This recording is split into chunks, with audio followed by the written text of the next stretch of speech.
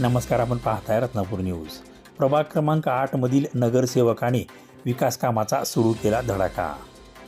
नुकत्याच पार पडलेल्या लातूर शहर महानगरपालिका 2026च्या निवडणुकीदरम्यान मतदारांना दिलेल्या आश्वासनाची पूर्तता करत प्रभाग क्रमांक 8 मधील नावंदर गल्लीत मागील अनेक वर्षापासून खराब असलेल्या रस्त्याचे उद्घाटन काँग्रेस पक्षाचे नवनिर्वाचित गटनेते विजयकुमार साबदे मामा यांच्या उपस्थितीत माजी नगरसेविका स्नेहलता अग्रवाल यांच्या हस्ते नारळ फोडून रस्त्याच्या कामाला सुरुवात केली।